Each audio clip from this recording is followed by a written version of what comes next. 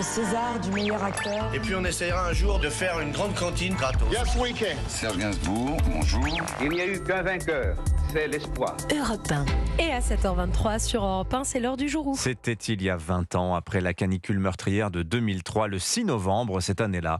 Le Premier ministre de l'époque, Jean-Pierre Raffarin, présente les grandes lignes de son programme d'action en faveur des personnes dépendantes. Et il imagine, lors d'Autriche, de sacrifier un jour férié pour financer la solidarité envers les personnes âgées. Il s'agit alors de récolter 2 milliards d'euros par an. Oui, le gouvernement songe d'abord au 8 mai avant de trancher en faveur du lundi de Pentecôte qui, par définition, ne tombe jamais le week-end et permet d'avoir des ressources constantes. Réaction mitigée chez les Français en 2003. Je sais pas, là on est en train de nous annoncer 1%, 3% de baisse d'impôts. Laissons-les comme ils sont et ça peut servir effectivement pour les personnes âgées. Affectons-les aux personnes âgées. On sera tous vieux un jour. Une journée pour régler le problème, je trouve que c'est peu et que c'est bien.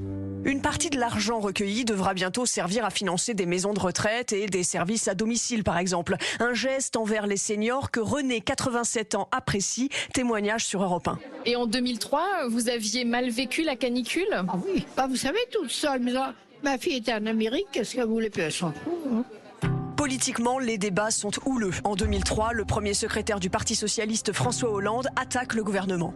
Mais à y regarder de près, la mesure ressort davantage comme un cadeau au patronat que comme un soutien aux personnes âgées.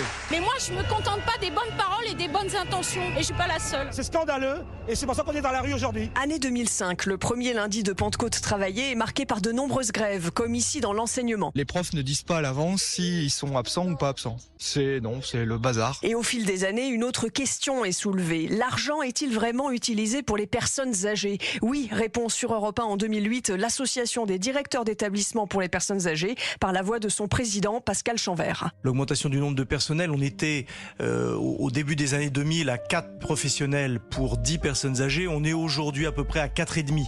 Donc il y a une augmentation de 10%. Pour rattraper 30 ans de retard français par rapport à nos voisins européens, les Allemands par exemple, il faudrait doubler le nombre des professionnels en établissement. Et la loi a évolué. Depuis 2008, la journée de solidarité n'est plus obligatoire le lundi de Pentecôte. Les entreprises sont libres de choisir le jour qui sera travaillé par les salariés pour financer la dépendance. Merci beaucoup, Lord d'Autriche.